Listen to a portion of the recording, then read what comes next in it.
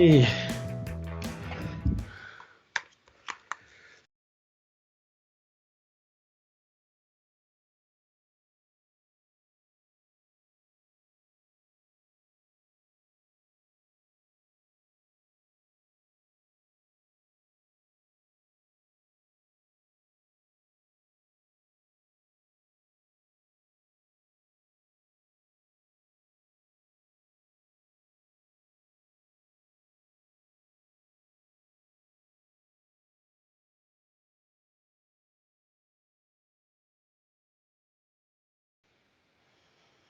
Hey everyone, how you doing today? Look who I have over here, Mr. Brad Olson, and you are in which state? Utah? I'm in Utah. What's happening in Utah? I don't know. I haven't been out of my house for a while, so You haven't been out of your house? Why? Why? Why is that? I've just had so much work to do and haven't had the time. I haven't even checked the news. Is anything going on? I have no idea. Yeah, I'm afraid there is. I'm just afraid there is. So, yeah, I don't go out of the house either. I mean, it's not that I did that much anyway. I've been working from home for like 3 years. Jane she's been at home, working home for years as well. So she's still working full blast. And as long as she has internet, it's not a problem. But I go out maybe once a week to the grocery store. What about you? Yeah, occasionally. My wife will often do one of those like order pickup situations. So she just drives to the back of the store and they bring out the food to her. Okay. But every once in a while, like just the other day, it was like, oh, we were low on milk and juice and this and that. So we put together a list. We try to obviously follow guidelines and not go out very much. But we do like to pick up food from places, support our workers, the Yes, few people that are absolutely. left employed. Absolutely. So we'll do that. Walks around the neighborhood if it's not too windy or cold. It's been kind of a slow season getting warmed up here. So yeah, that's pretty much been it. My wife's been working from home. I think I mentioned that the last time I was on, and the kids are home all the time, and that can wear on us, but we're pulling through. I think that wears just about on everybody that has kids. I think that's a common complaint, or a common comment, How's my I should signal say. coming through, by the way? Your audio? Am I getting fuzzy? No. Picture audio was okay? Yeah, picture looks good on my end, and so does the audio levels. Okay. So we got two highs. We got one from Spencer Lewis from Philadelphia, and one from Michigan so far. That's what we got. So we're going to talk about Final Cut Pro 10 possibly coming to the iPad. There's been a lot of, one guy posts on Twitter and everything blows up. I'm not even sure who that guy was. He's some kind of I'm not sure. Do you know who I'm talking about? The one Yeah, Twitter. I didn't know who he was until that tweet came out and was shared. Me too. But I did some homework, and apparently for the last year and a half or so, he's been leaking a lot of information, not just Apple, but things about Samsung phones and other phones, and his predictions on the iPhone SE were really accurate. And he says he has multiple contacts that are leaking information to him from Apple. And the reason why they're comfortable leaking to him is because he apparently does a lot. He goes out of his way to try to protect their identities. I still think he's making a lot of people's lives miserable at Apple. I would think. Regardless, yeah. Even if he's protecting the exact people, I'm sure there's a lot of other people who are bearing the brunt. So I don't necessarily. I mean, we have friends, obviously in pro apps that we've met through the Creative Summit. Yep. And they, I don't think they would ever tell us anything that isn't public knowledge. And B, even if they did, I would never, ever, ever disclose, that type of Exactly. information. Exactly. And with us, we're at official events, so if they do, it's like we're signed under an NDA and whatnot. Yes, exactly. Not to compare myself to him. Obviously, people are going to him specifically for the content he's driving out there, and maybe there's a conspiracy theory that it's Phil Schiller himself, and this is like a secret marketing strategy that the rest of the company doesn't even know about. Um, So does that? So that I'm going to pull up his Twitter feed. So he okay. has a good accuracy level. Then He's a what you're good saying. track record. Sometimes, he was like off by a day on like the iPhone, the latest iPhone, but yeah, he's apparently pretty legit in terms of the leaks that he's getting. But maybe this leak about the Final Cut Pro 10 and Logic being available on the iPad within the next year is misinformation that they fed him just to discredit him. I don't know. There's my other Well, conspiracy theory. well, you're absolutely correct. There's been times when there's been leaks that people have given specific information to different people Mm-hmm. to find out who was leaking. The information was different, slightly different for each person, and sometimes they get caught that way. I'm not sure. Yeah, he did say within a year or so. He didn't say now. He didn't say WWDC. He said within a year or so. Yeah. So, I mean, well, let's just start with this. At some point, do you think Final Cut Pro will make it to iOS, to the iPad Pro? At some point, not putting a time frame on it. Well, if we're just talking about a version or some code, Alex Goldner, posted in 2013 that iMovie was rewritten with Final Cut code and is basically a stripped down version of Final Cut. And of course, that's been available on the iPad for a long time. So in a way, there's kind of something already there, but of course, Okay. it's not Final Cut Pro. It doesn't do all the things we'd want. We've seen LumaFusion blossom as an application, and it looks fantastic. Yes. I'm about to, probably the next month or so, I'm gonna probably get an iPad Pro and the new keyboard and trackpad and LumaFusion, and go to town with that for some things. Right. Obviously, I can't at this point edit the feature films and other things that I do, but I'm sure there's other fun projects I can make, and I think it's awesome. And I think it's also awesome that you can hand that off to Final Cut Pro. We know that in order to bundle the XML and do all that, the LumaFusion guys were at the Creative Summit. Yep. And they said we're quite friendly with the Final Cut team. You've asked them point blank before, and you posted this the other day, if they've gotten an offer from Apple. That wouldn't surprise me. They've been featured in Apple ads. Right. Right. But I think they're smart to. Be coy. I think they're smart to stay. Well, yeah, but also to just be their own company, because they're able to interact with us in a way that Apple, because everything kind of goes through one funnel, cannot. So I kind of like the fact that they're doing a really awesome application that gives us a lot of pro features on an iPad already. Whether, maybe here's another little conspiracy theory. Let's just say Apple did make an offer to them. They turned Apple down, and Apple said, you know what? Okay, fine. We'll do our own pro editor for the iPad.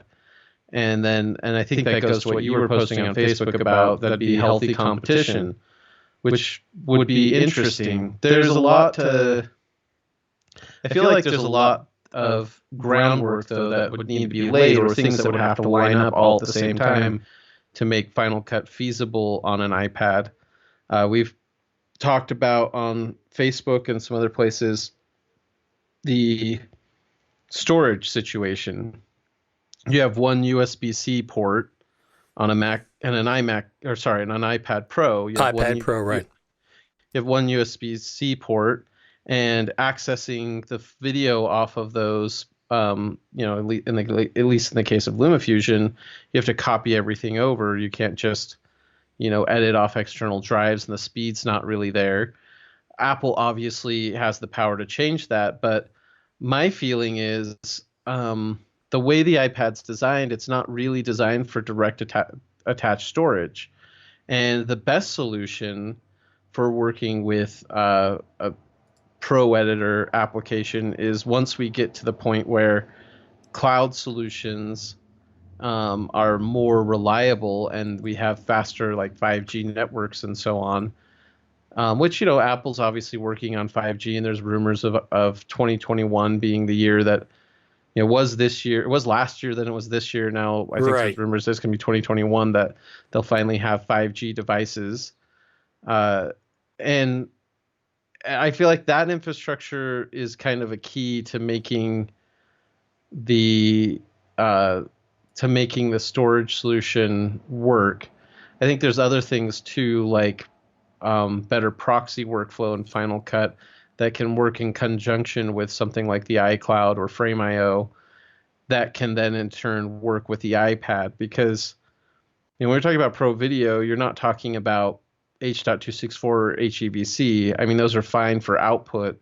Right. But how do you get ProRes RAW working with an iPad? And what's the point of Final Cut on an iPad if it can't handle all the codecs, or at least have some sort of proxy workflow that can work with it? So to me, there's just all this groundwork, and I don't, it could be happening behind the scenes, and maybe it will be ready by next year. Maybe the progression's happening faster than I realize. But I've felt for many years that iMovie has been neglected as an application. And in my mind, since it's got Final Cut Code in it, it makes more sense to me to build that application both on the desktop and iOS, because I know a lot of people that aren't pro editors. Like my friend's wife who is working on a kid's book, children's book, where it's like, oh, I want to read it and I want to put some music to it and I want to have the pictures. And she someone who doesn't edit very much, she felt like she was hitting the walls of iMovie really quick.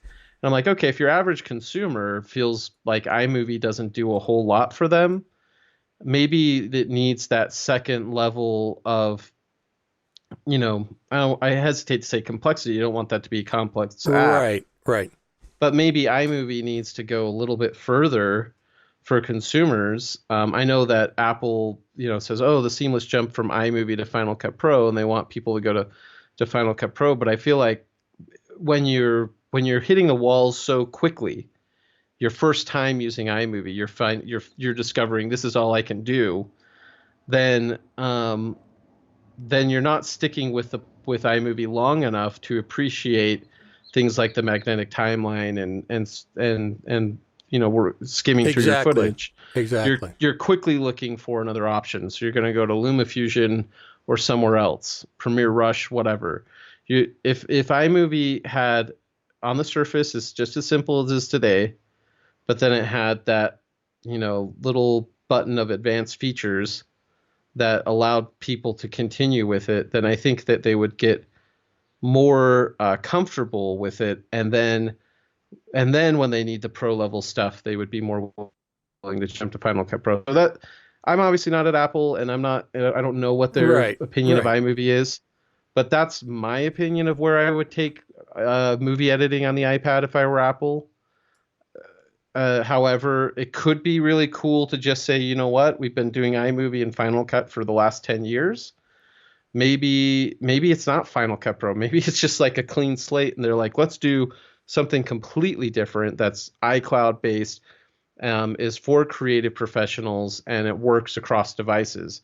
That's the other direction. But the direction I don't want them to take is, here's the desktop version of Final Cut Pro.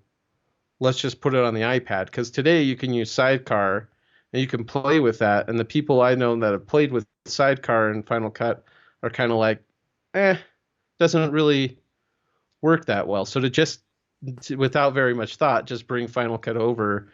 It seems like it would be a clunky experience, similar to Premiere on a Microsoft Surface, for example, is just not that popular, you know? Right. So here's a question I had. I actually asked Photo Joseph this morning on Twitter. LumaFusion has a restriction right now that's on the iOS or on the actual iPad, where you can hook up a SSD drive, USB-C SSD drive, to the iPad Pro, but you cannot edit the video on the SSD because they do 6 tracks, and you're not going to do 6 tracks of video with the iPad on the SSD drive. They say that's a restriction that Apple has in place. Now, the question I had was whether it was an iOS restriction or a hardware restriction, and I haven't got a clear answer. Photo Joseph says he thought it was an iOS restriction, but my question is this.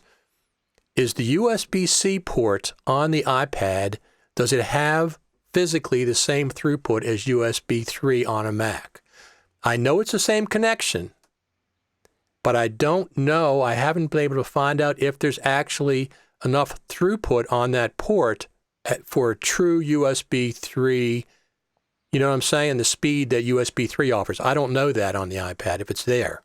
Yeah, and it'd probably be hard to measure, right? Because you normally, when you're like, oh, how fast is my connection? I open up the Blackmagic speed test, or I sometimes check activity monitor when I'm copying off files to see what the speed of the disk is. And to my knowledge, iPad doesn't have any apps or anything that could test that.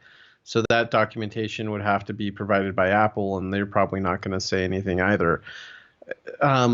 It's, you know, it is USB-C, and I'd hope it's a full connection port, but they may not see the purpose in that. You know, it's just, well, the USB-C is just the physical port. Right. It's nothing to do with speed. It would be USB 3, 3.1, right? The actual whatever. Yeah, the actual speed. Exactly. So that's what I haven't. I'm not clear on. I don't know if somebody from the audience knows that for a fact. Not guessing. I can guess. Yeah.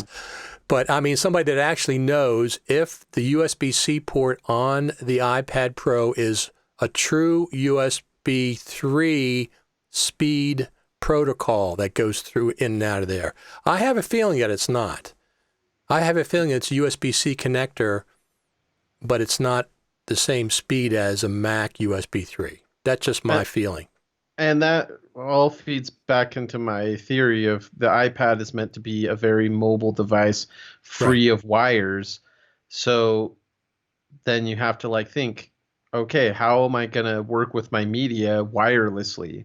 Right. And currently you cannot save a Final Cut library on iCloud because of the type of protocol, or, you know, it's I'm trying to remember what the specific protocol is, but it's not like NFS or SMB, which are the two that Gotcha. Shared network, you know, storage that actually allows you to save libraries. So if you try to move a library to well, that's an interesting point. Yeah. If you move your library to a documents folder or a desktop that is shared over iCloud, it will give you an error saying you can't copy it there. Oh, that's interesting. I didn't know that. So again, this is just one of those restrictions. Apple obviously has the keys. They can change all this. But there's just a lot of little roadblocks where I would look for those types of signs like, oh, we can now share our libraries over iCloud. We can now, you know, I'd look for that stuff as a indicator of, okay, now we're moving, because the groundwork's not there. The path's not there. You think about the road to HDR, for example. Before HDR came out, we got wide color gamut and then color tools. And then it was like, oh, and we have HDR. It wasn't, you know, it wasn't this all of a sudden we were there. So there's always little baby steps in the development of the software and the operating system that lead into these things. And right now I just see a big, unless it's a completely from the ground up new application, I see a chasm. And then the other thing that kind of makes me uncomfortable about this rumor is we've seen Apple dictate to the Final Cut Pro team features that they have to implement before. In 2016, when the MacBook Pro came out and had the touch bar, it was like, okay, stop what you're doing with the application, the other stuff that you're doing. We need you to focus on doing a killer, we need a killer demo for the touch bar. So we want Final Cut Pro to have some really cool features that will work with the touch bar. And that, that's my theory as to why we don't have a rules-based mixer. I could be wrong, but I feel like they were, with 10.3, they were getting close. They were so close to that. And it was like, okay, stop focusing on the audio stuff. Do this. Right. So now here's the question. If from on high, Phil Schiller or whoever comes down and says, guys, we want the iPad Pro to be really pro. We need pro video and whatever pro audio on the iPad. It's like, stop what you're doing with collaboration. Stop what you're doing. Sean Lander, we're not going to give you dupe detection now. Stop what you're doing with all the stuff that people are demanding, Blackmagic Raw or whatever else, Right. Stop what you're doing with that because we want a killer demo in 2021 with the iPad. So we need Final Cut on the iPad, and they have to scramble and move over. That to me is chaotic and makes me uncomfortable.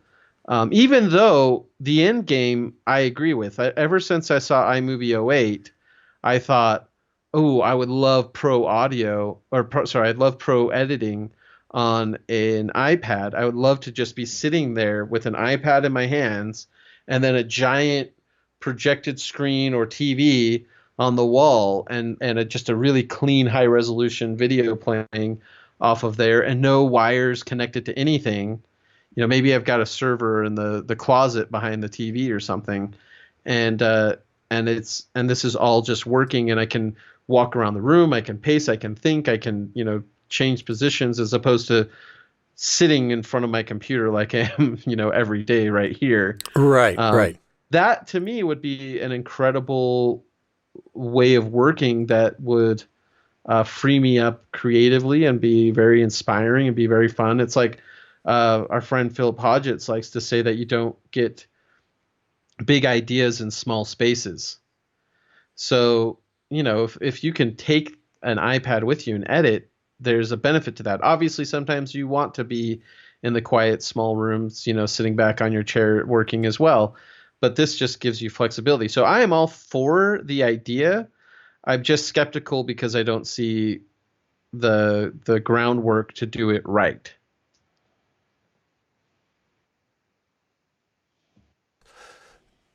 If there is a version of Final Cut Pro coming on the iPad Pro, that guy specifically said the iPad Pro. He didn't say iOS, he didn't say iPhones, he didn't say iPads, he said the iPad Pro. It wouldn't be the full version of Final Cut. I just don't see how it could be with I have thousands of dollars of plugins. I'm going to port them over to an iPad? I don't think so. I use audio AU plugins that are outside of Logic and outside of Final Cut. I use Waves and I have United Audio. I can't see them running on an iPad. So it's going to have to be, at least initially, a scaled down version or a restricted version. It can't be, in my opinion, I don't see how it could be a full version of Final Cut. I just don't see it. So it'll be less of a version than what were available on the MacBook Pro and what's available on iMacs.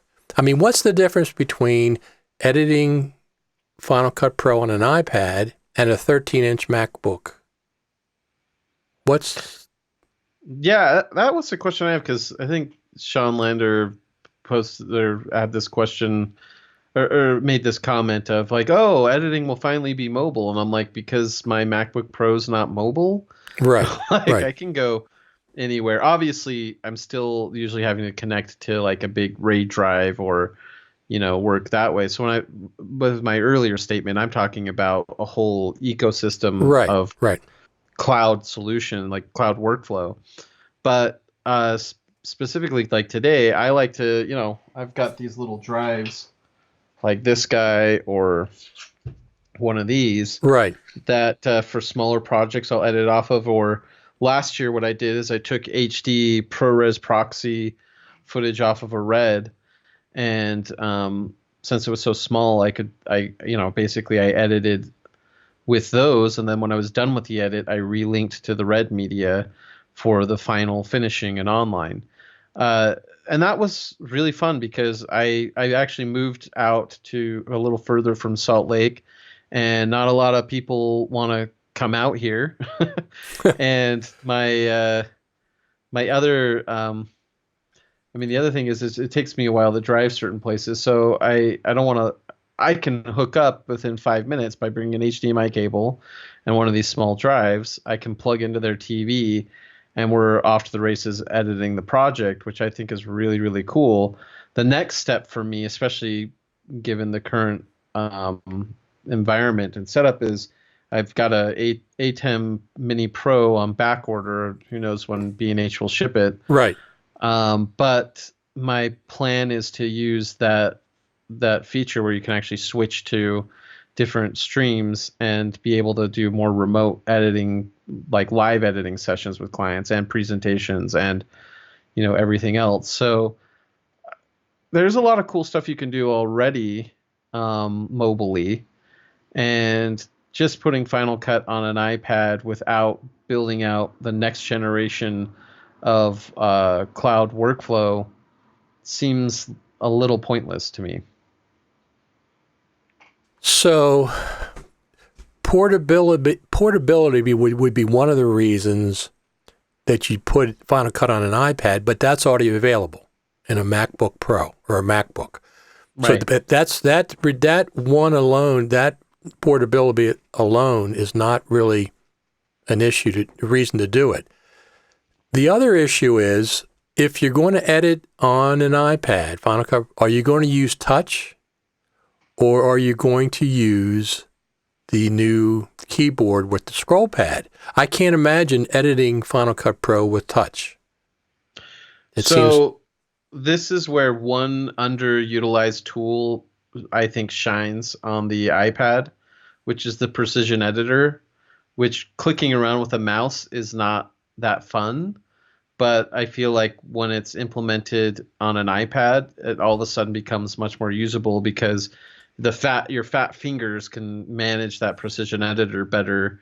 Whereas when I hardly open it up when I'm editing. I don't open it up except for by accident, because I can just, quickly pull out, and trim with just the normal trim tool. However, the precision editor has the advantage of being able to see how much tail and head you have on your outgoing and incoming clips and what's there, and you can skim across it right now. One of the reasons why I don't use it on a desktop-driven environment is because you can't completely control it with the keyboard. If I could hop around the edit points and control it with the keyboard and do some real dynamic trimming and have it loop playback, I would be using the precision editor all the time. But without that and having to move around and click and play this and play that, it doesn't seem great. However, with my finger on it, that seems like a really great way to interact with your media. So that's available today with iMovie on an iPad. You can use the precision editor. LumaTouch, the advantage that those guys have had with their editing app LumaFusion is by building from the start a touch-based interface. Right. You're much more likely to use that because everything about the UI design has been thought from that perspective. And it turns out certain ideas from Final Cut translate really well over to touch, like the magnetic timeline is a better, way of interacting with your footage, because when you're using touch, you can't it's harder to select a whole range of clips with touch than it is with a cursor. So the beautiful thing about the magnetic timeline and why LumaFusion also utilizes clip connections is now I can grab that main clip and I can move it, and and everything closing up is a lot more conducive to a touch-based interface. I saw that from the very beginning of Final Cut. iMovie before that, but Final Cut specifically, when we saw clip connections and all this, Right. these really cool things, I was like, oh, this is the first editing application that could translate over to a touch-based interface. But of course, Final Cut Pro 10 is still built around the trackpad or mouse, the cursor environment. And yeah, I agree. Like, if it's just straight brought over, it's a mess. Right. Play with Sidecar today and tell me I'm wrong. Well, the other issue, the great point you just brought up was Luma Fusion was built from the ground up for touch. Yeah. Final Cut was not. We've had 9 years on a keyboard and a mouse. Now, the interesting thing is, I don't know if Final Cut, I don't know if Final Cut Pro is going to be ported to the iPad in 2020, let's say. I think it could happen at some point, but I still think it's going to be, I can't see how it could be a full version of Final Cut. And if that happens, I probably wouldn't be using it that much because I don't even use my MacBook Pro right now. I mean, I have a Mac Pro sitting right here. I got a 34-inch screen, ultra-wide screen here with another vertical screen on the side.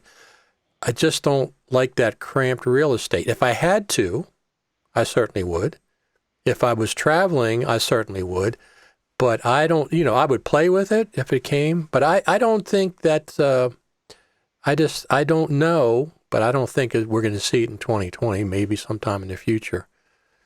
But I do have a question for you, because you mentioned your Mac Pro, and obviously this is the opposite end of the spectrum. But it was funny, I was actually pricing out, now that they have the 5700 cards available, I was pricing it out, and I was like, hey, I could get a Mac Pro, but given the current situation, I was like, yeah, probably not financially smart to blow all my money on that right now. But I could, and I think I know you were originally thinking about adding one of those cards or waiting till those cards came out, and then you decided to just hop up and hop on the what's the cards you've got in there? I got the 32 gigabyte, the 32. Are they like Vega Duo or what are they called? Vega 2 Duo. It's a single card, but it's in that gigantic MPX module. Yeah. Which fanless. No wires to connect. You plug it in, it works. And does that take up a couple slots? It takes, all the MPX modules, I believe, take up 2 slots because of the air required. Now, you can get that same one with 2 of those in there, and I think it still takes up 2 slots. It's just the space of 2 slots. It only plugs into 1 slot. Yeah, so maybe if we ramp out of this and the checks magically keep coming for me, I might become an owner of a Mac Pro. But as of right now, I'm very happy with my 16-inch MacBook Pro. It's more than cutting it in terms of the work I need to do. If I had waited for this graphics card, I would probably not be a Mac Pro owner for the exact same reason, because it would be right now and uncertain times. I funded my Mac Pro back in August of last year. And so by the time I had the money saved in August, September, and then when it came out in December, they had multiple incentives. The one was a 6% back on the Apple Card, which was fantastic. 6% back on an over $10,000 purchase is $600 and some dollars. And there was something else, I forget what else, there was another incentive at that time. And I didn't want to wait, if they had that card, I might have gotten that card at that point. But if I didn't get it until now, it's like, well, do I want to spend that kind of money with these uncertain times? I probably wouldn't be an owner at this point, same as you. Yeah. And so I'm glad I got it. I've got really cool stuff, but the Mac Pro, we'll see. If we pull through, I'm going to try to save my pennies and, that's what I did. Spend them. And that's what I did. If we pull through, then maybe I'll become a proud owner at some point, but not today. You will. However, there's a little more incentive, I think, for the iPad Pro for various reasons. Some of it is just my wife's iPad is outdated, and we found that we need a better way for our kid to do some school assignments and things. Right. So having another iPad that's more up to date might help with that. Right now, we've just been streaming way too much Disney Plus. So I don't know. I think that's most of my thoughts. Is there any other like questions or anybody saying anything about their thoughts on the feed? I don't think. Here's what I've observed on Twitter and on Facebook. The majority of people want to see Final Cut Pro ported to the iPad. I'm certainly not against it at all. I mean, I don't really. It doesn't really affect me one way or the other if it is. And since this is the same with B-RAW. I don't shoot in B-RAW, but since so many people want to see B-RAW in Final Cut, I want to see it in Final Cut just because of the other people. It's the same kind of thing with Final Cut Pro 10 coming to the iPad. I don't see any advantage to the way that I edit to be on an iPad Pro, but so many people want to see it. I'm certainly not against that. I mean, that's fine if it is. I don't think it'll happen in 2020, but Apple can surprise us as they have. Yeah, that's another heated area is B-RAW, and I've got my Pocket 6K, and it's just killing me that I can't shoot in RAW on that and bring it in Final Cut. It's a real shame. There's obviously been a lot of little posts back and forth. I feel like Blackmagic, it's a little unfair. Blackmagic can communicate directly, and they seem to be laying the blame squarely at the feet of Apple. We've reached out to them. We've tried to get this to happen. We don't know why. I think they know more than they're saying. It's not like, I think so too. It's not like the Pro Apps team and Blackmagic don't communicate at all. They certainly do. Blackmagic was a sponsor at the Creative Summit. I like to bring that up. They were there. Yep. I talked to the woman. And so there's definitely reasons if there's just some personality feud between Jeremy Young and Grant Petty, or there's some other silly thing, I say get over it, do what's right for the customer. Exactly. That's what I would say to Apple. I agree. Because it certainly having ProRes RAW, and for both of them, having ProRes RAW and Resolve and Blackmagic and Final Cut only builds both of them up. And by not offering that support, they're just frustrating they're frustrating the users. So do you think it's as simple as Blackmagic making a plugin for Final Cut and Final Cut saying, okay, that'll work, or we'll put it in? Do you think it's that simple? My understanding is that there's a camera SDK, software development kit, for manufacturers to be able to add their own plugins to Final Cut. From what I understand, it's similar to the like the workflow extensions, for example, where Apple has to kind of give that developer, that manufacturer, their blessing and say, here it is. And then I'm sure there's a whole bunch of approvals and how it works. Being Apple, I'm sure there's a lot like performance just has to be perfect. The user experience, they're going to iterate and iterate and iterate and iterate. So if Blackmagic has been working on it, then I think that and Apple's given them that. I'm sure that it's just and it's Apple's perfectionism to some degree, and it also might be timing. The Apple wants to release this alongside with, for example, when ProRes RAW came out, one of the big complaints is where are the RAW camera controls? Even Photos offers some raw camera control, and we're used to, obviously, in more pro applications having that. With the red RAW footage, there's a little red settings in the info tab in the inspector that allows you to adjust some of the RAW settings from the camera. So ProRes RAW has had very limited options. Of course, I do want to stress that the format is still incredibly flexible. When you are manipulating the color correction tools. You are manipulating the raw data itself.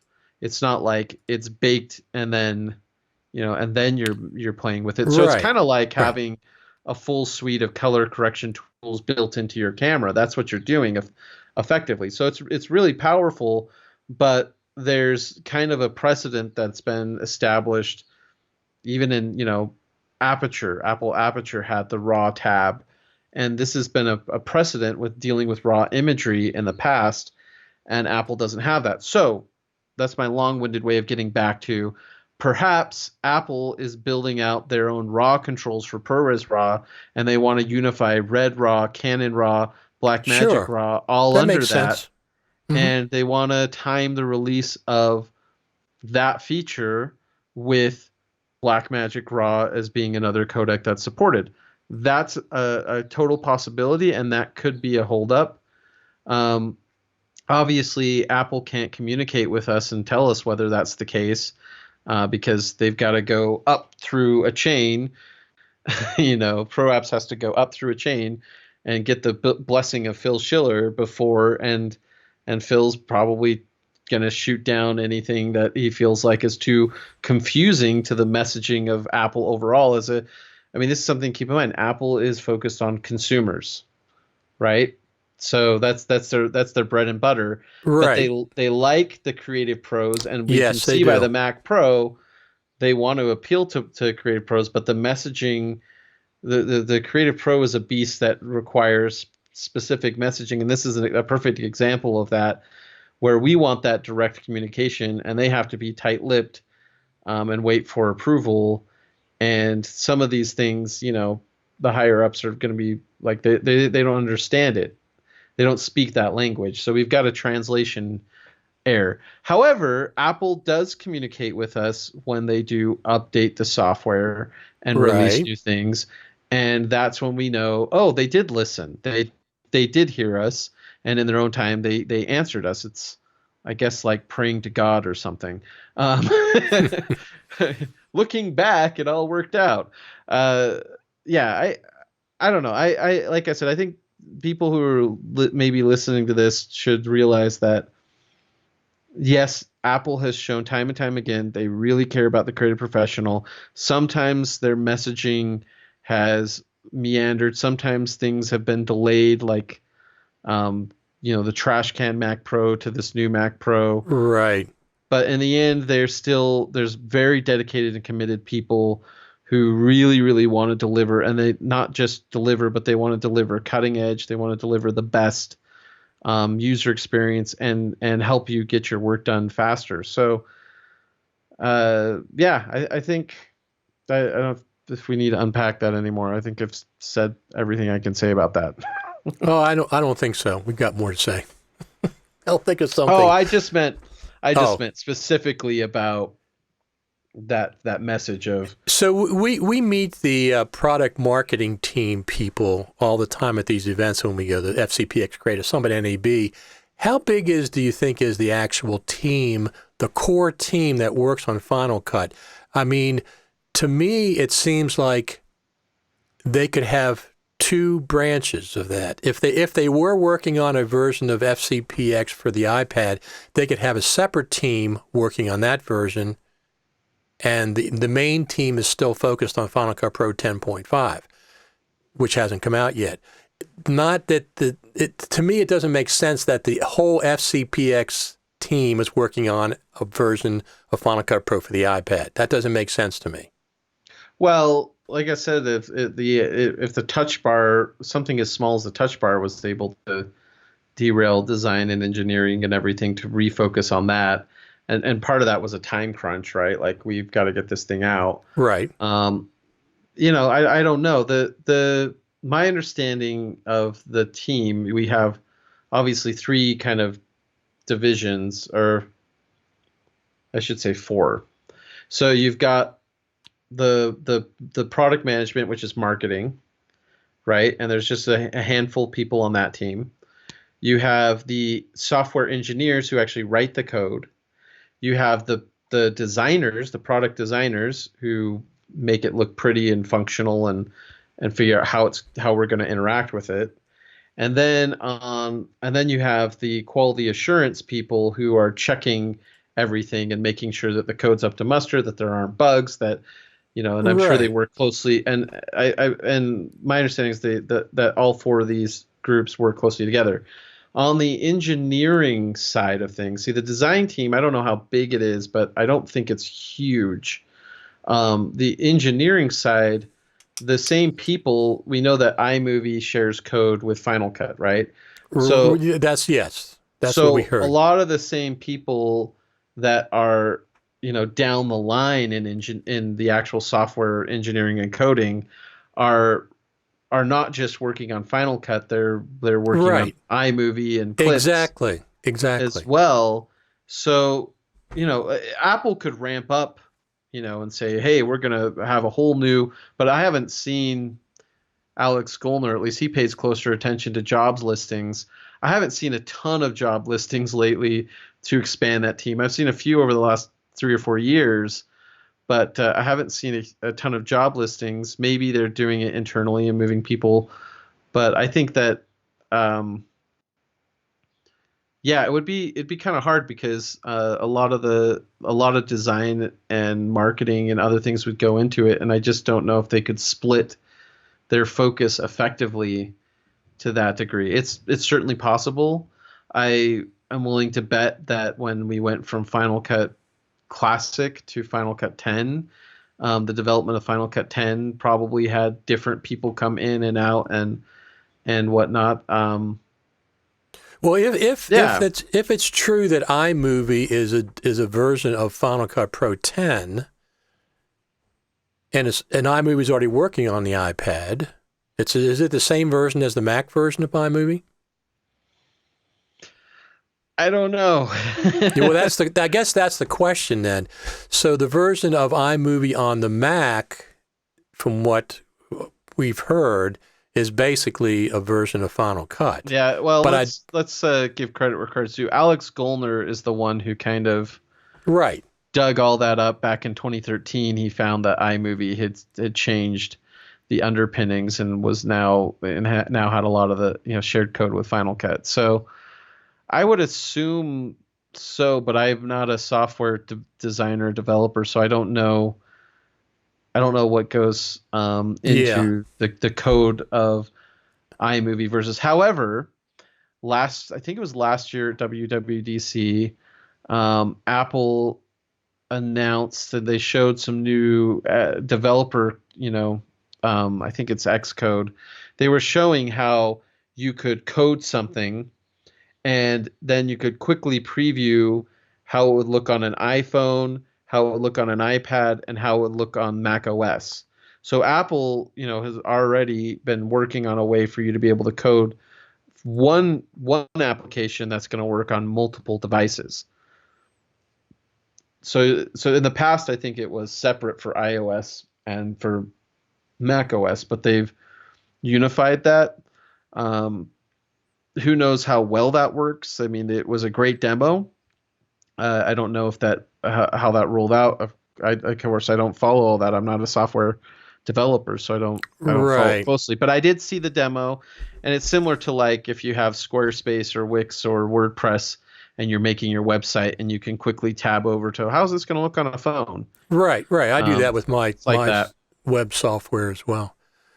Some of the questions have been answered. I mean, we've talked about them. I shouldn't say they've been answered, but we've talked about them.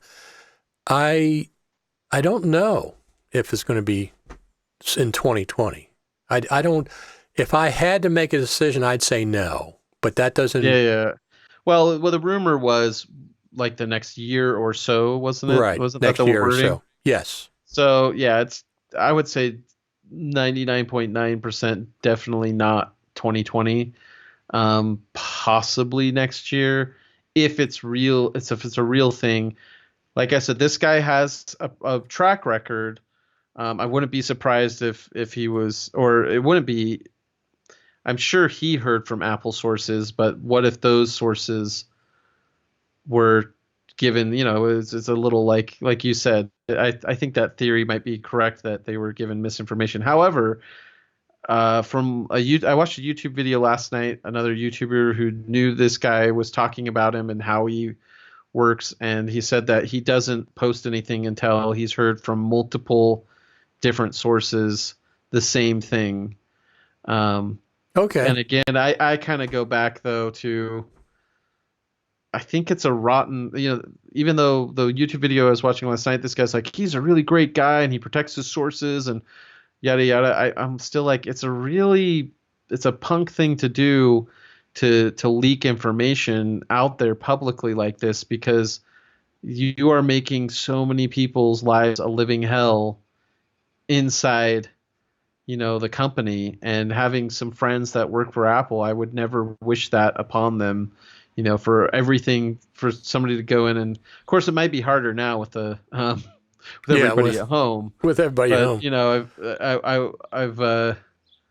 I've in my head, I have a picture, if they were all at the office, of some security guards coming in and Phil Schiller like roughing them up and throwing out all their papers and going through their email and all their text messages, and they're just getting like frisked down. That's I've never heard any story, by the way. It's just what I picture in my head. No, I understand. Like a really bad day for an Apple employee. No, I understand. May or may not have leaked information. Yeah, I'm the same. I have the same opinion. First off, I wouldn't leak anything like that either. I wouldn't do that. The fact, when I talk about things, it's speculation on my part or clues that I've got from non-inside Apple sources. Yeah. If somebody, I wouldn't just, I'm the same, I wouldn't do that. I wouldn't say, hey, I know this I've never said I know this for 100% fact this is going to happen. Never. Because I have inside sources. That's not what I would do. And I like you said, you wouldn't do it either. So the guy's name is John Prosser. I'm going to look up his, he has a lot of followers, 113,024. So obviously he has some credibility if he has that many followers that follow him. And the exact quote is, I am now 100% confident that FCPX, Logic Pro, and Xcode are coming to iPad Pro. I cannot confidently say to what capacity, number one, what capacity, or with what limitations due to RAM management, but it's happening within the next year or so. So that within the next year could be 2020, but more likely it's going to be later in 2021 if it does happen. I mean, he's got a lot of followers. He seems to have credibility, so I'm not going to doubt that he's accurate. He would have no reason to not be accurate, to say something that he doesn't believe in. I think that would ruin his credibility.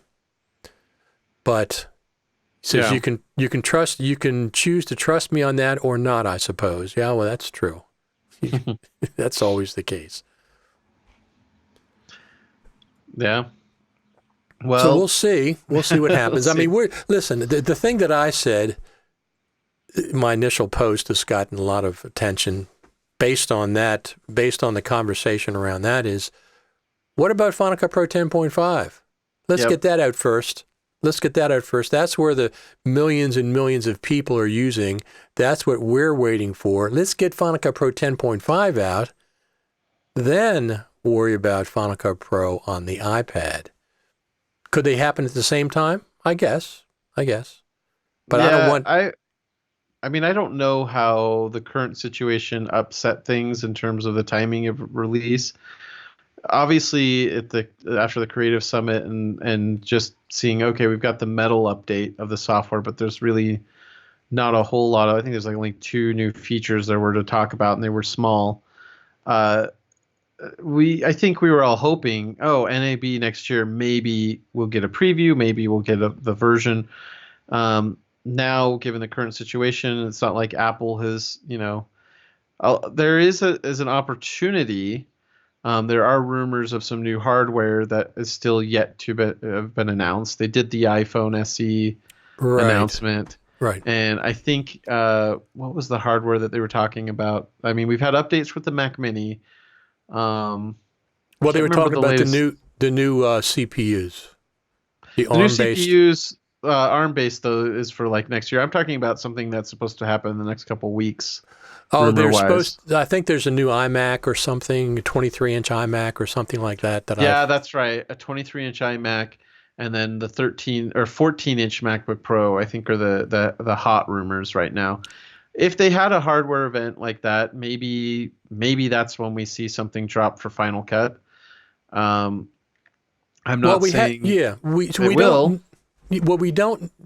Apple does not need an event for Final Cut for a Final Cut Pro release. Even a major one like 10.5 would be.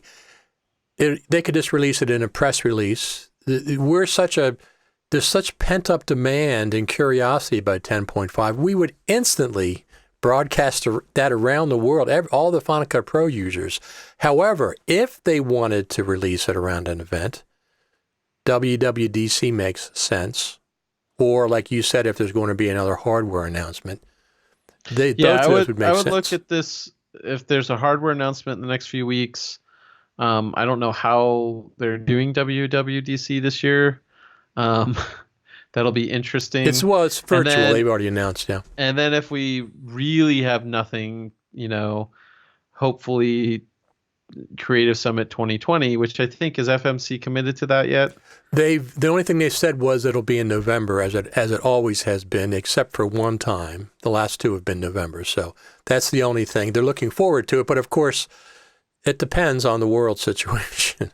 I mean, I was talking to Ian Anderson. He said there's going to be still restrictions on airfare, on people coming over across from out of the United States into the United States, even in November of last year, is what Well, he's and anticipating. last year they offered training via, online that you could Right, stream during the right. event.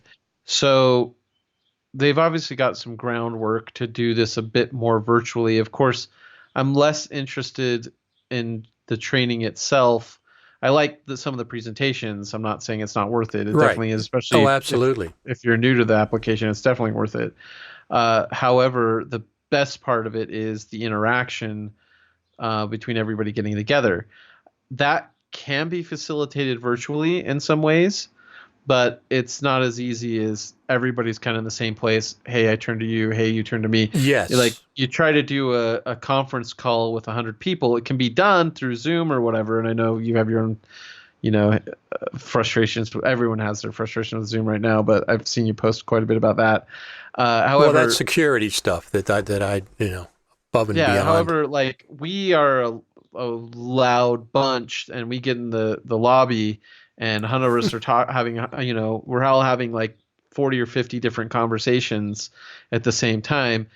You can't really do that in a virtual conference situation. One person can talk at a time, and a lot of people will not be able to say anything or say hey to this person and have their own personal side conversation. And So you can't have coffee and bagels and stuff with people. Sit down, but we do that too. I mean, that's, we meet each other at different places and have coffee and bagel. And of course, the conversation is always about Apple and Final Cut Pro during that weekend, yeah.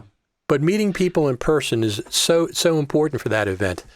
So I don't see that one going virtually. We had a couple of comments. Anyone try LumaFusion? Absolutely. I've tried it. And it's a fantastic, fantastic application. As a matter of fact, I was going to buy an iPad Pro just to make LumaFusion even better than it already is on my iPad. But I've held off because of the current situation. But if Final Cut comes, I don't think it's going to. I think we're going to just be with LumaFusion, which is a fantastic application. Yeah. It's just fantastic. It's $30. Well, they've got Photo Joseph doing trainings and stuff for it, and he's really great. Yes. If you don't know Photo Joseph or follow him, his background was he was an Apple presenter for like 8 years. He would do demos on Aperture and Final Cut, and he's just a fantastic educator. And when he left Apple, because he wanted to do, the story I heard is he wants to do more traveling than Apple permitted. Wow. He likes to go around the world, take photos, of a bunch of stuff, and he has his own, YouTube channel and everything. He does fantastic, and he'll show demos in Final Cut with LumaFusion, different hardware. I watched his Right, videos right. on the A10 Mini, and just really great information, really slick presentations.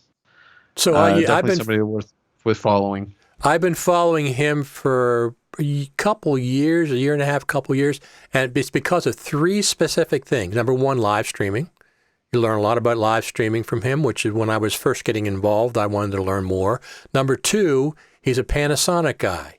So he talked about the GH4 and he talked about the GH5, and I asked him the other day about the GH6, and he said he doesn't know anything about that, quote unquote. And then he's a Final Cut Pro guy.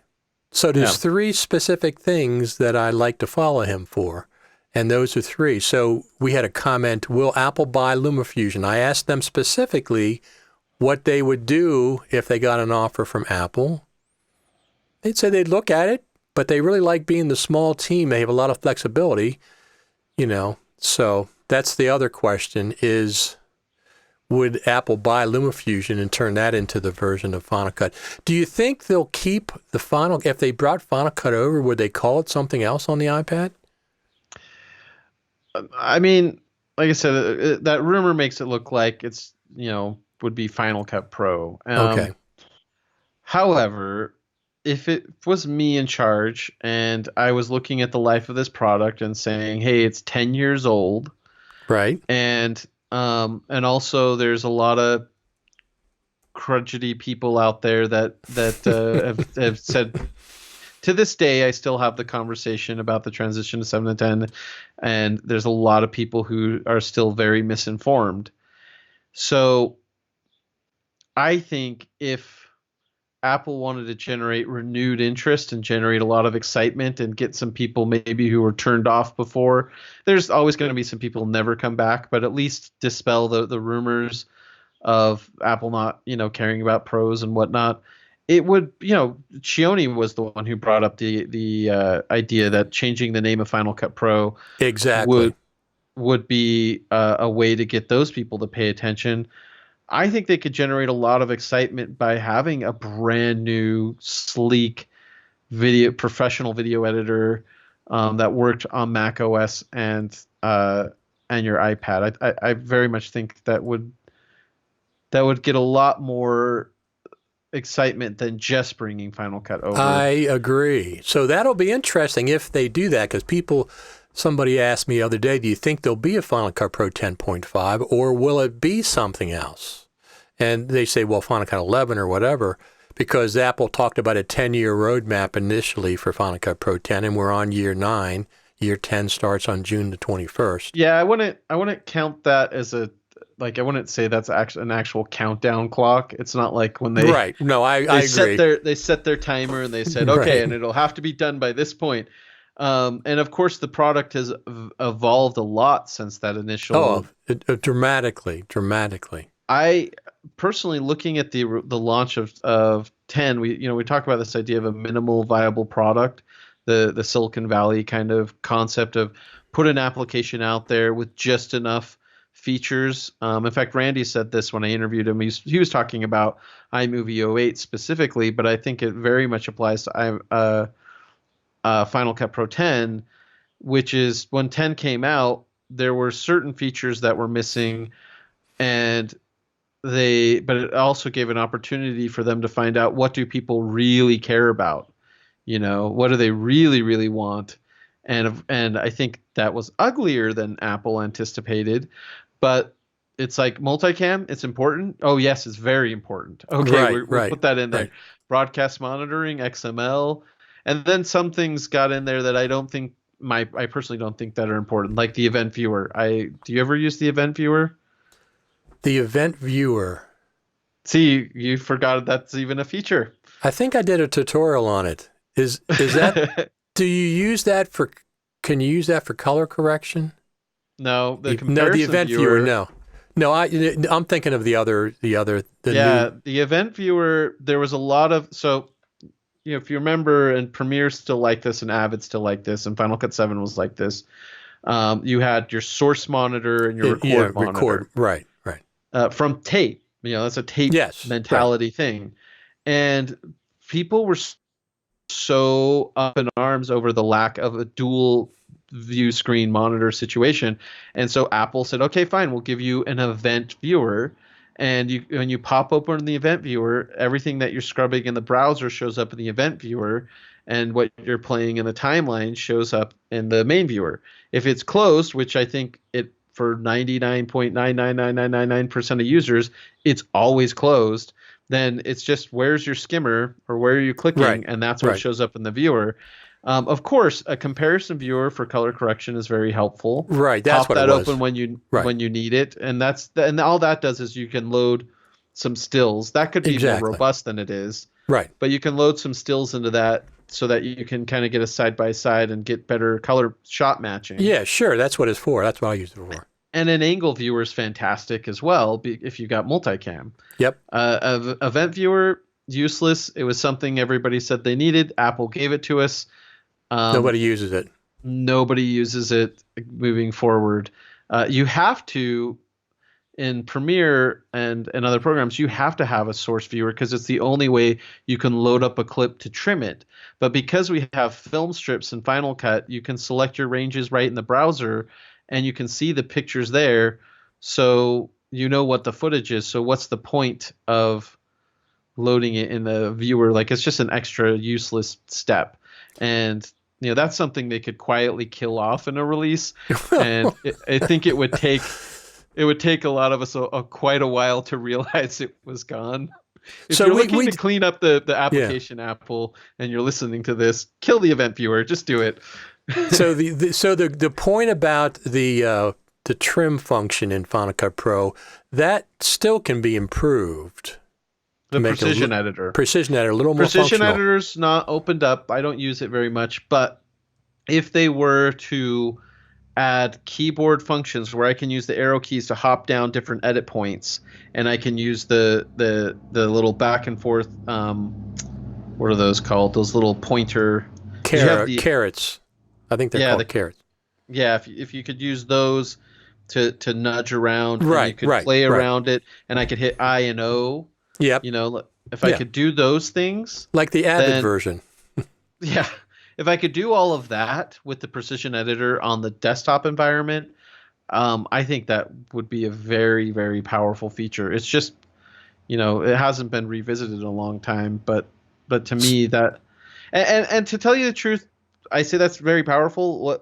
I do kind of have to laugh at the idea of television editors who have what they call story editors, and they divide that up between story editors and picture editors. This is like if you're making a TV show, and they have to turn these things around so fast that rather than a story editor actually, like most of us who edit, we don't think I'm going to pass this off to somebody else to refine even more. We just clean up our edits until we're happy and we move on. But I think the picture editor concept came out of Avid in some ways, where you have somebody who literally just nudges frames. They just loop around edits all day. They use the dynamic trimming capability, and they just mess around, adding 2 frames, subtracting 2 frames, adding 1 frame, subtracting 3 frames, and they do that to each edit point. And I think that it is a valid point to say that 1 frame can make a difference. I would also argue, and even Paul Hirsch, who is the editor of Star Wars, he just came out with a book, and he says there's a lot of times it doesn't, and you're just messing around with the frames to make yourself feel good. And imagine that in film days where you actually had to you cut a frame and then you have to dig around in the bin or on the floor finding that and re-gluing it back on. That would be miserable. So I think training yourself to get the edit point really close in the first place, and then using the trim tools to refine it is great. I think the precision editor can be useful, but I would say if you fall into the trap of going over every one of your edits and spending a few hours, using that, you probably just need to think a little bit harder about. I wouldn't think that you do every edit with the precision editor. Ben But Bowser. that's what Avid editors do, though. Every edit. That's what a lot of the picture editors. Yeah. Like, so you have a story editor who assembles things and puts it Okay. together, and then it gets handed over to somebody who refines every edit point and trims it. And they will literally sit through. And when I edited on an Avid, I would go through every edit with the dynamic, because in Avid it used to be, I don't know if it still is, but back when I used it, it was like a whole interface mode that you'd switch to trimming. Right, it's modal, right. Yeah, and you'd switch to that mode, and then you would play around every edit point. But I mean, just go from one to the next to the next. Some don't need. Some are fine. Some edit points are fine. You don't have to. I mean, even if you looked at it with the trim editor, but you don't have to edit every single edit point. Some of them are okay. Some of them are problematic. I agree, and that's the ones that I'd be fussing with. I certainly wouldn't do every single one. If the edit point looks fine, I'd leave it alone. Yeah. So Ben Bowser a sane person would. Ben Bowser says, I use the precision editor often and use the event viewer often. He's a TV guy, I think. You know Ben. You've met him, right? At the Creative Summit. He was here one year. I found someone who uses it. It's not that they're bad features. It's just the precision editor is underdeveloped. And for me, the event viewer feels like a waste of screen real estate when I can just flick my skimmer between. If they made the event viewer more useful, I would have a tendency perhaps to use it. But right now, it's not. I don't use it that often. What would you add to the event viewer? The whole point of it is to be able to browse your footage separately. Yeah. Well, I'd like to see. This is what I've said. I'd like to see a logging system from the viewer, where I could take. When you go into the viewer, the timeline's not being used. I'd like to see you can go into the viewer and the timeline would be used, but not as a timeline, but as a logging timeline. So the clip that I'm on in the viewer, I can I can zoom in and out for one thing in the timeline, and I could set more specific keyframing. I don't like doing that stuff in the browser. I find it just too clunky. I mean, rough cutting, yes, but I like the timeline better, the ability to zoom in and out. And I'd like to see that. Okay, so you're saying you're going to favorite in keyword ranges and add markers, and you would love to have the viewer have like a little film strip below it where you could zoom in and out of it and scrub around. Or use the existing timeline. Okay. Not a time. It would no longer be the timeline. Your story. It would specifically click on a clip, and it would open up in a logger. But yes, setting markers, setting keyword ranges, doing favoriting, etc. And I like the timeline better than the version that's in the browser, because it's a little too. It's okay. I do that. I skim through there and stuff. But having the timeline you're not using the timeline at that point. Why not make use of that real estate? So open it up as a logger interface. I've never thought about that, but you know what? That's a valid point. However, at that point, you're talking more about like an event or a clip viewer, right? Yes. Where you're actually opening that up separately, and the same viewer that you would use for your timeline could be used for that clip viewer timeline, if that makes sense. Yeah. Or that logging timeline, like the same. So you wouldn't need an event viewer. This is a completely different interface. You're right. You wouldn't need the event viewer, but I'm just saying, you would just click on a clip, and then it would be a mode that the timeline would open up that clip. You can do all your, because like right now you can't. If you have the list view, I think you can't. You have a fixed view, right? If you have it, you can't zoom in and zoom out. If you have a list view, that's the frustrating thing about the list view is, you can only have one film strip up in the list view, right? And it's just going to fit whatever the width is. Exactly, right. Whereas it would be nice if it could scroll off the page a bit, like you could zoom in and out of it. Absolutely. In fact, to me, that's where I've kind of more gone to is there a way to make the film strip and the list view a little bit more of a hybrid situation rather than either or, where I could list out all my film strips and have and twirl down and be able to select those keyword ranges that way, Right. as opposed Right. to have to pick and choose. Because what's great about the list view is I can twirl down and I can see a list of all my markers, favorite, recheck, whatever else, and click on that and it'll move around. But then I lose the ability to see what the visual representation of the other clips. Exactly. And then when I Exactly. go back to the icon view, I can't do that twirl down, and so I'm very Right. limited in Right. how there is a little HUD that you can turn on that when you're skimming over the thumbnails, you can actually see at that point what keywords and whatever are active. But I found that to not be as dynamic. So, well, okay, so I guess part of this goes back to everything I was talking about. If if the team had to um, take their eye off the ball on developing really cool features like this, because the product itself, there's a lot more. It's not like Final Cut does everything and is perfect today. There's a lot more potential for there to be enhancements like what we were just talking about. Um, I don't want to go all over them because you have a giant list, but there's a lot of potential for the software to be developed out over the next 5 years, in my opinion. Sure. And Sure. what I wouldn't want to see happen is them to just say that's enough. Cut development on this. We're going over to the iPad for a lot of this stuff, and we're gonna have less features for the desktop version moving forward as we build this out. Because like I said, there's a lot of potential for Final Cut Pro on the desktop to be a better application. However, if they did as Philip Hodges suggests in his blog that maybe it is time to start over.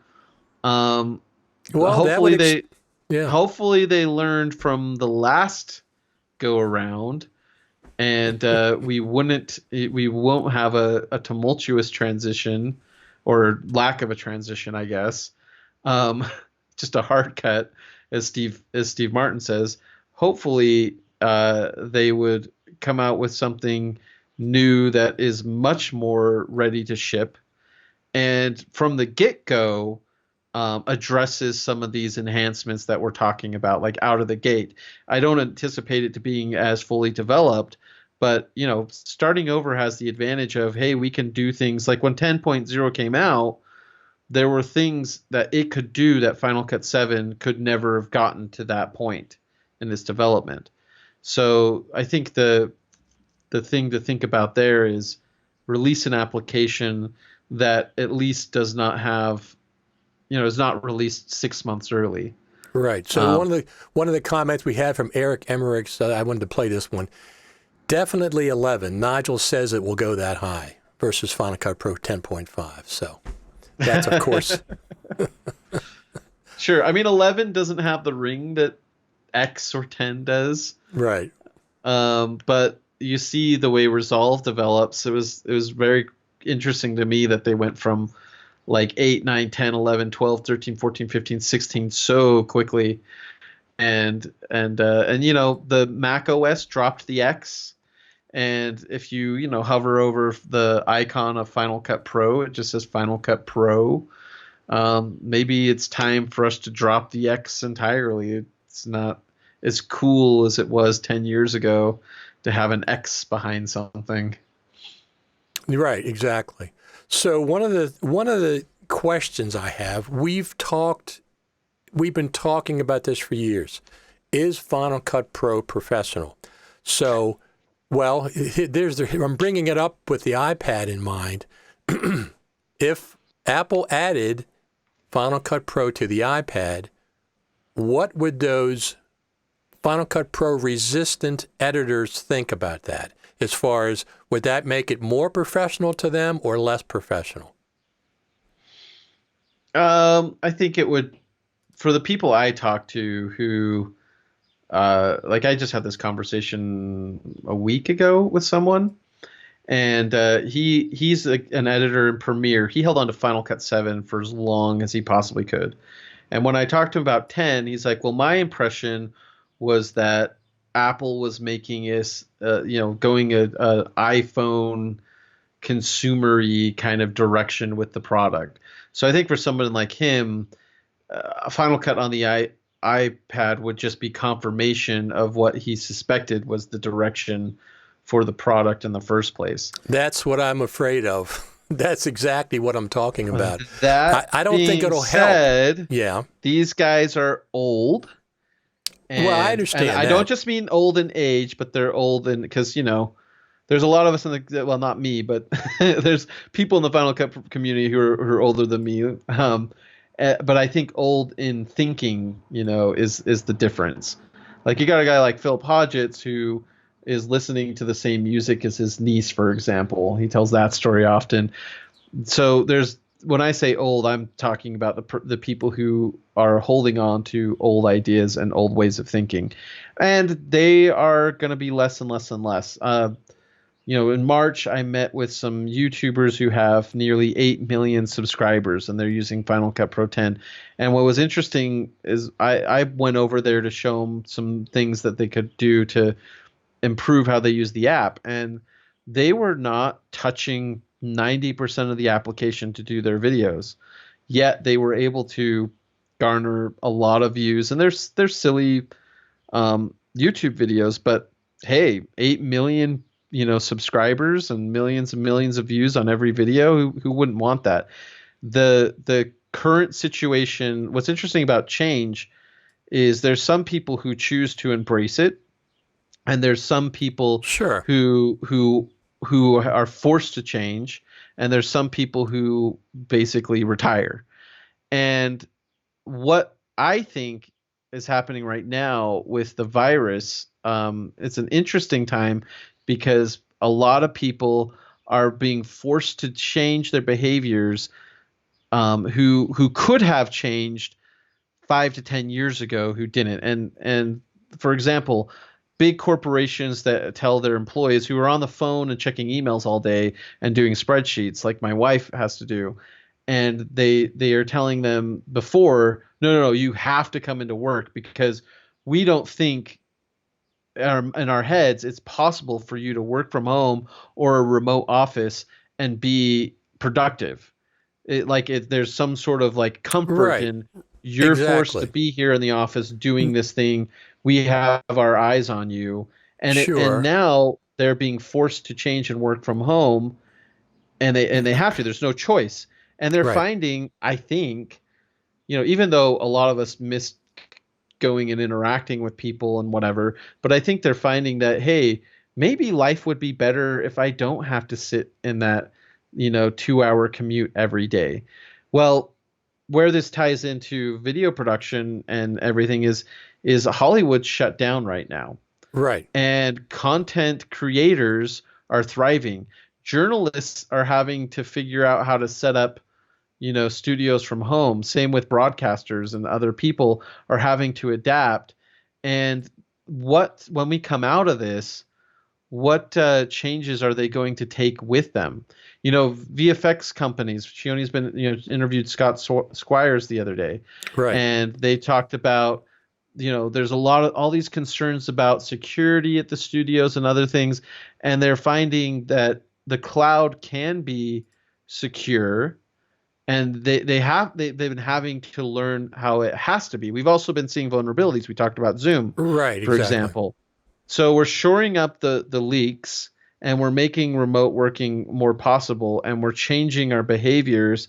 And I think, just again, I'm going somewhere with this, going back to the iPad, being more mobile, being more flexible, is one of those things that all of a sudden it's like, hey, you know what? I used to look down on that, but now I see the huge gains and advantages, because the world changed, and this works better in a changed world. Yes. So there will always be those people who are stuck, but the fact is, a real event, a real global event, has changed our behavior, and the people who are going to survive. This sounds really cruel, but when this was first starting, because I'm a dark humor person, and so I'll apologize for how insensitive this is. And it's not referring to coronavirus patients and people. I want to make this clear. It's not pertaining to people who actually got sick and died. I'm more talking about this broader sense of people who are adapting because of the situation with Right. their work and work styles. But I liken it to the asteroid coming and wiping out the dinosaurs, and the small mammals are thriving. I'm specifically talking about studios versus content, like independent content creators. This is an asteroid. It has wiped out a lot, and you have to adapt and change to survive in the future. Again, not talking about I the virus understand. itself. I understand. Well, since you brought that up, let me tell you the joke that I heard that I kind of liked, where the daughter asked the mother, "Mommy, did you live through COVID 1 through 17 or 1 through 18?" 18, yeah, 1 through 18. Yeah, I saw that one. So we had some comments. Let me see. Why don't we see ProRes acquisition on iOS because there's a better codec coming? Is that? I think when I talked to LumaFusion, they said that there is or can be ProRes on the iPad. I don't know about 444 or 444XQ or anything, but they even said that the ProRes RAW. He said there's either it can be or it's in works or whatever. So that certainly can be done. Let's clarify, because I remember the LumaFusion people addressing this as well. LumaFusion is tapping into the core AV stuff in the iPad, and the beautiful thing is they can actually develop their application and just implement the underpinnings of the operating system, so they don't actually, unlike Adobe Premiere, for example, where they when they're writing their applications, they have to write a whole bunch of code for codec support and AV and playback and whatever that's specific to each Windows and Mac. Because LumaFusion is on the iPad, it actually just takes advantage of what Apple's already put in there. And on the iPad, anything that's supported, which right now is like H.264 and I think HEVC. Yes. You can record with HEVC. So Yep. Anything that Apple says, okay, we're going to turn on this codec, we're going to support it on the iPad, instantly LumaFusion will have access to that. Right. So right. It would come down to if Apple said, okay, we're going to put ProRes RAW on an iPad, it's like, oh, great, boom, you could build that into another tool. Here's where I see the biggest problem: processing.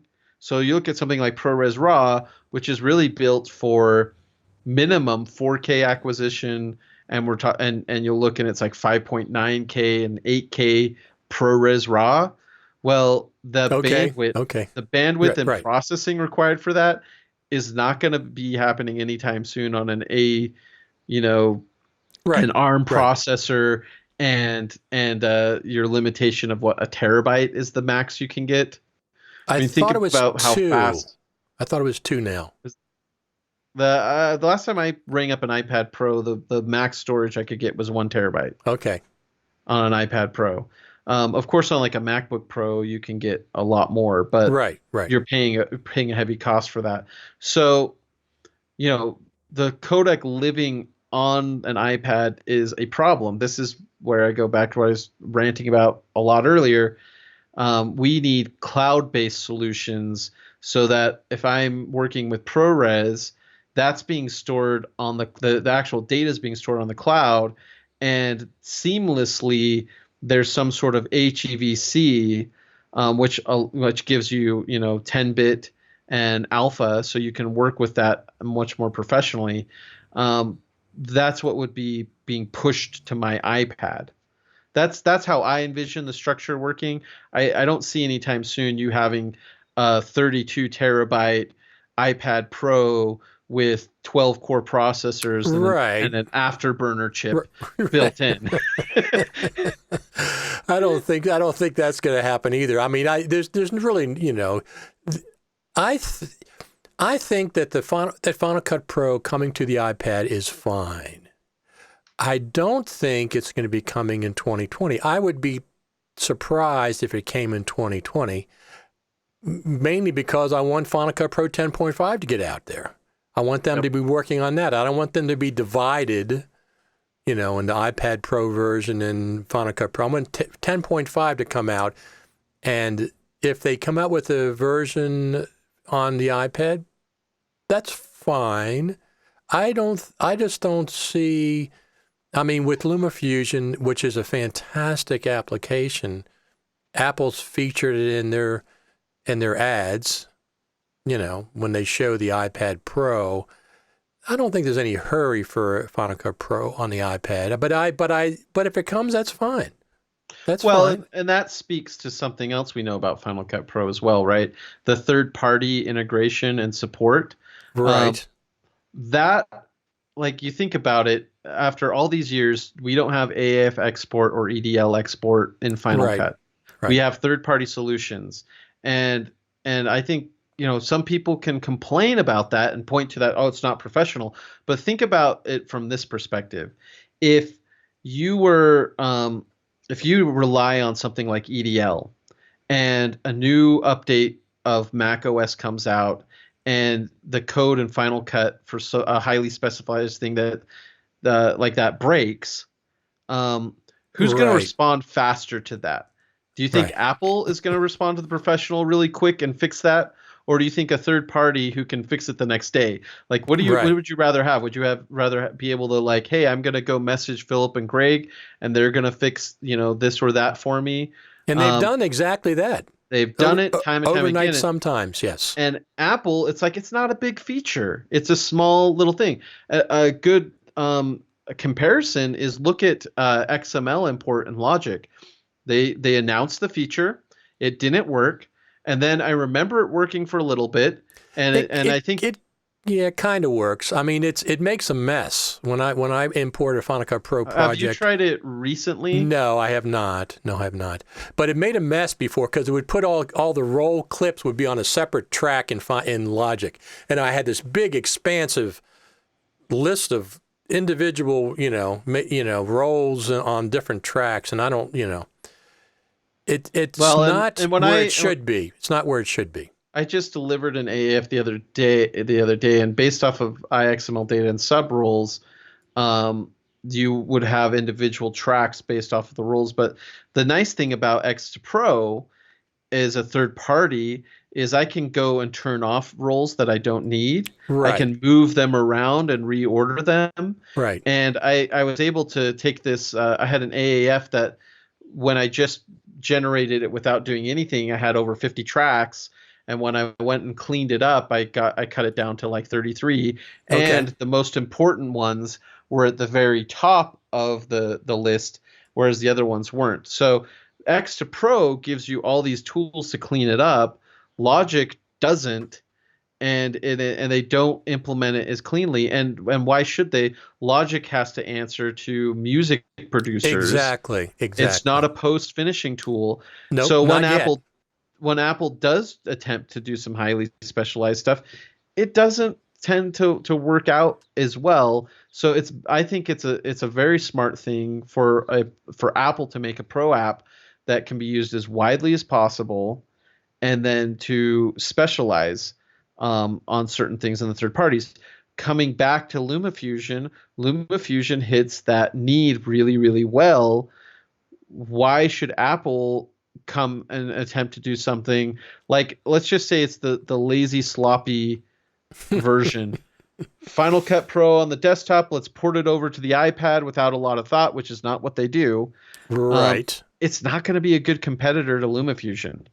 Right. So it's either been in the works for 5 years and we haven't heard much about it, but I don't see the underpinnings. The question of ProRes is a perfect example of how do you work with that? Well, I would expect a version of Final Cut before being on the iPad to come out on the desktop that had some sort of cloud collaboration proxy workflow solution first before I see it.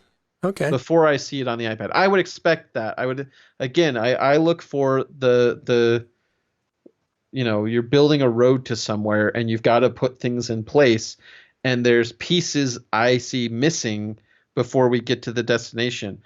Apple is not Adobe.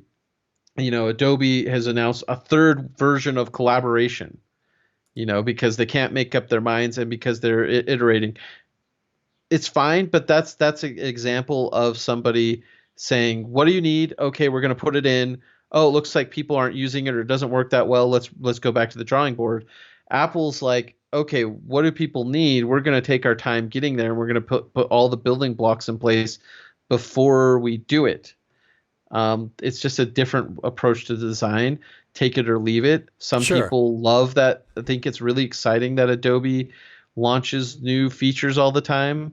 I see the features half implemented and don't work very well. So Yeah, I those see same that same. people, those same people are looking at. I'll shut up here, but those same people are looking at that with that mentality, are looking at Apple and expect them to do the same thing. Let's just put Final Cut on the iPad.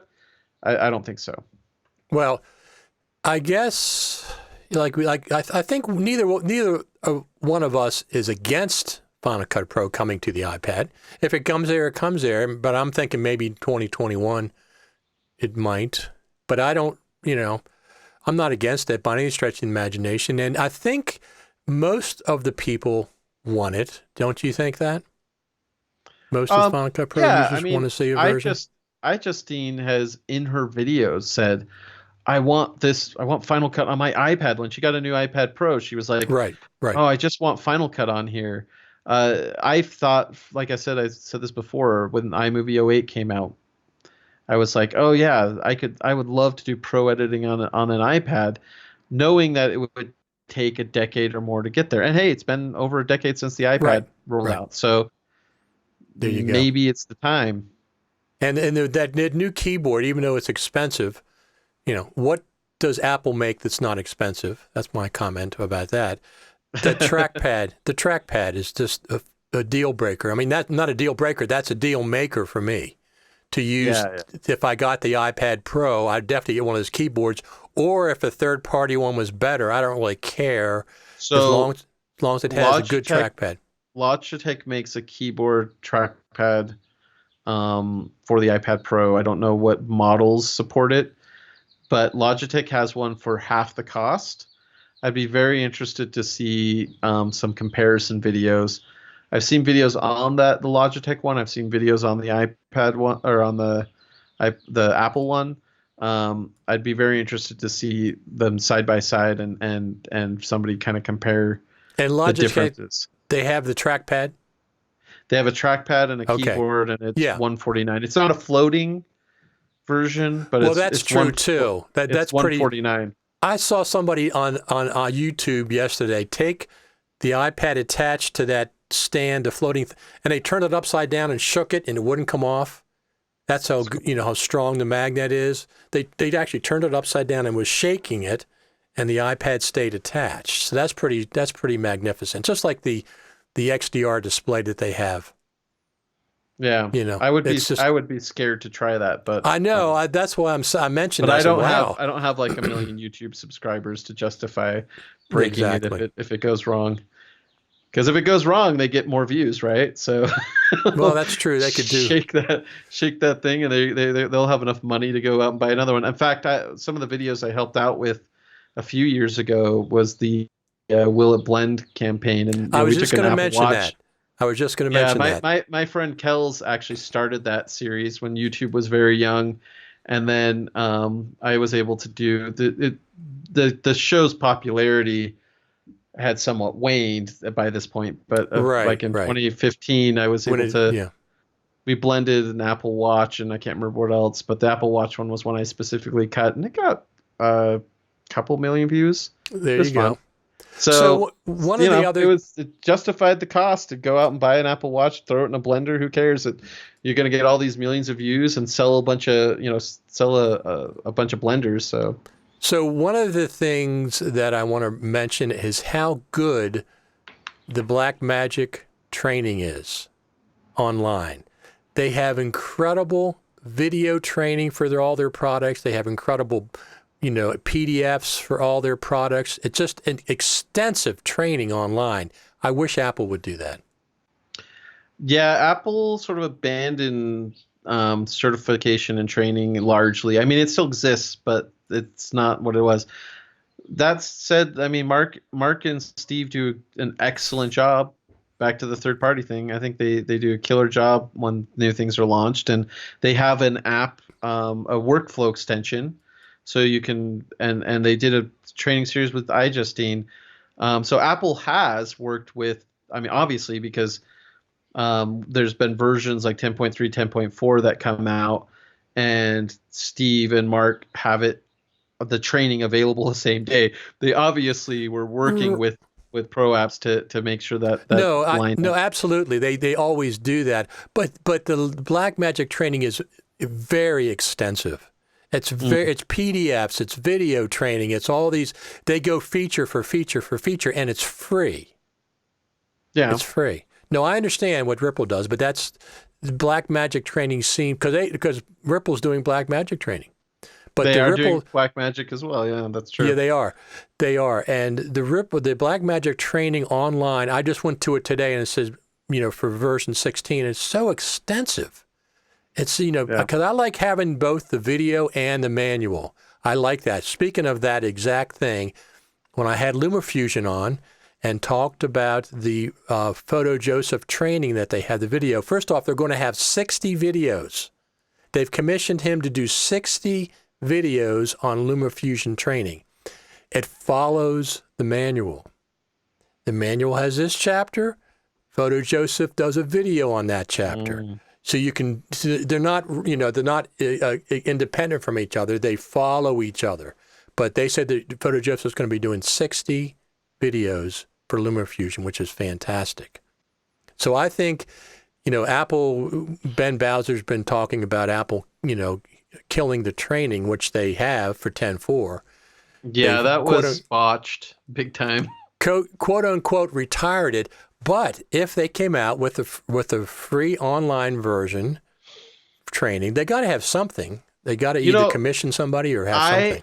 I think it's a valid point because you have the actual they've unified it. So if you get like the iBook version, or you go on and you go on Apple's site, you can go through the documentation for Final Cut, which I think is pretty well written. And I offer feedback when I can't find something. I send in feedback for, hey, you should add this to the manual.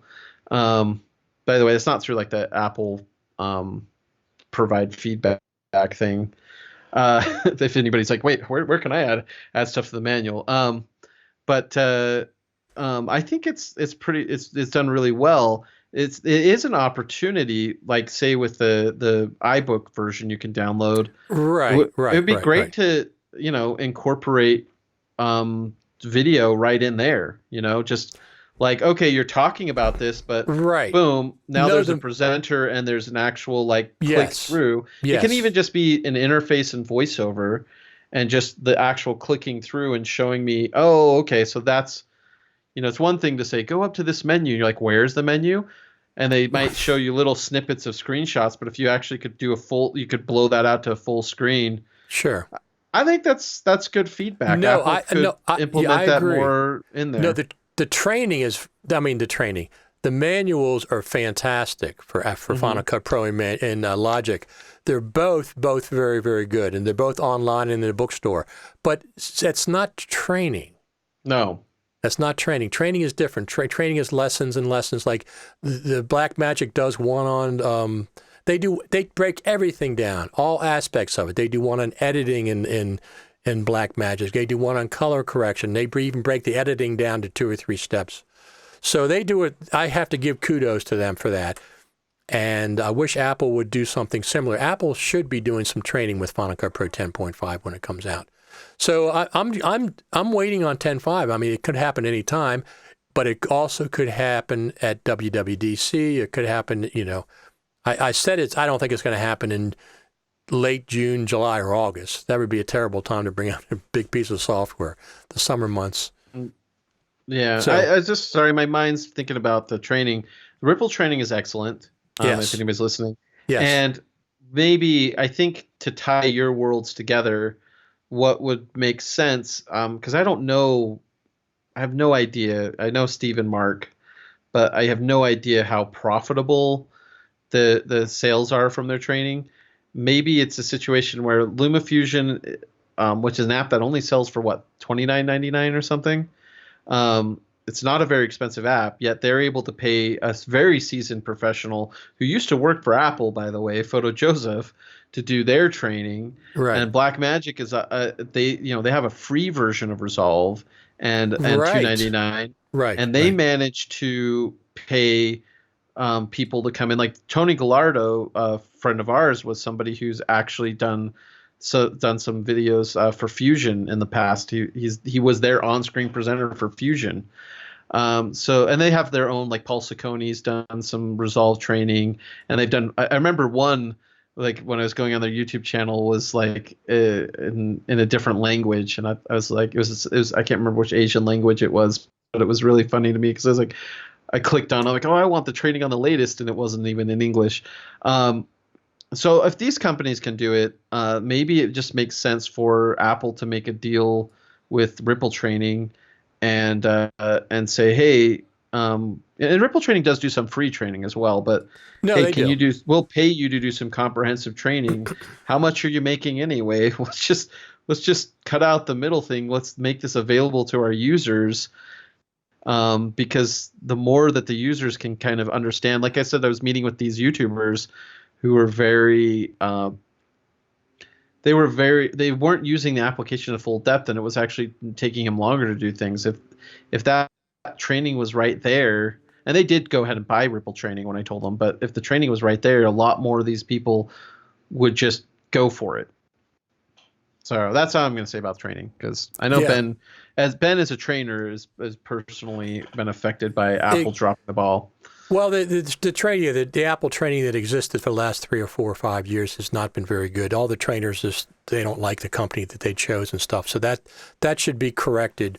But I still think that Blackmagic did a great job with their training. They're doing a great job, and the Final Cut Pro manuals are great too. The manuals themselves, but that's not the same as training. Yep. That's a manual. I use that for reference, and when I do my feedback to Apple, they always ask if you use the manuals and what you use them for and stuff, and I always fill that part out as well. Yeah, so that's right. I think we've covered everything, Brad. I think we've solved all the questions people have about Final Cut Pro coming to the iPad. If you didn't see it, go back and rewind the video. And then some. Yeah. Yeah. So I do like both having videos and the manual both. I like having both of those.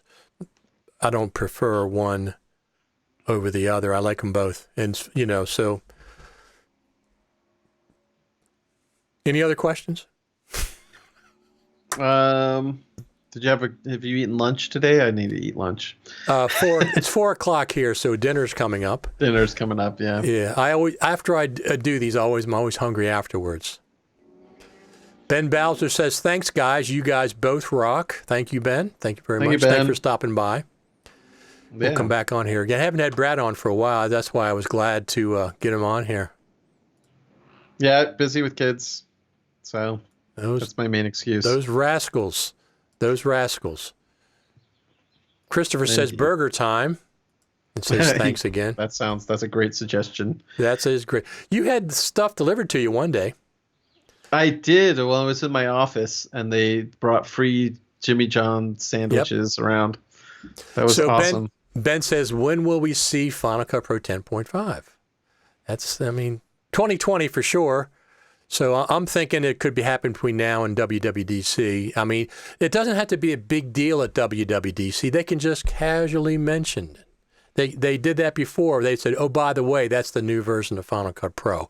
When they had the 2016 MacBook Pro, the day before the FCPX Creative Summit, the woman goes, oh, by the way. Susan Prescott is her name, That's the new version of Final Cut Pro. Wow. Something like that. Well, I like to see more than just that. I think, since it's virtual, maybe we'll get to see something. Be cool if there's like a separate breakout, because they do breakouts for developers. I'd love a virtual breakout for pro users. Exactly. So we didn't get NAB this year, and that's kind of disappointing from meeting people. But anyway, Final Cut Pro 10.5 should be out. I'm saying I think it's likely between now and WWDC. If it's not, it'll probably wait till after the summer. But I think there's no reason to get it out. Apple team, I know you watch these videos. I know for a fact you watch. Get Final Cut Pro 10.5 out. Let people learn it while they're on the stay-at-home orders. Mm-hmm. Yeah, make it boost the 90-day free trial. If you have a if you have a new version and a 90 free, it's great marketing. Anything else, Brad? We're gonna go get something to eat. I'm hungry. Yeah, this has been a record. We're at 2 hours right now. How about that? And we don't even have Bill Davis on, so I've made up for Bill Davis. There you go. No, Bill's on all the time, but you haven't been on for so long that I wanted to. Plus, you mentioned that you had a lot to unpack about the iPad on Final Cut Pro. I started writing a feedback comment, and I was like, "This is getting long," and I just deleted it and said, "Have me on the radio show." There you go. So that's what happened. All right, everybody. I think we're going to head out of here. Thanks to Brad Olson. I'm going to point the right direction. I've learned how to do that now. I have no idea. I guess you're... No, the other way. Pick your other hand up. There you go. So I'm just the opposite of what you think, because you're mirrored everybody. Yeah. Thanks, everybody, for stopping by. You can still leave comments in the Facebook viewing YouTube, of this, whatever. In YouTube, either one, or Periscope, all three. You can still leave comments, and we'll get to them. But anyway, I think we both think that Final Cut Pro probably will end up on the iPad, but we don't know when. I'm thinking it'll be 2021 or later. Agreed. So, and we both don't object to it, of course. If it's on there, that's, we'll see what happens with the team. I just don't want it to interfere with Final Cut Pro 10.5 development. That's the main thing. Get Final Cut Pro 10.5 out. Then we'll worry about Final Cut Pro on the iPad if it's coming. Thanks, everyone. We will talk to you all later.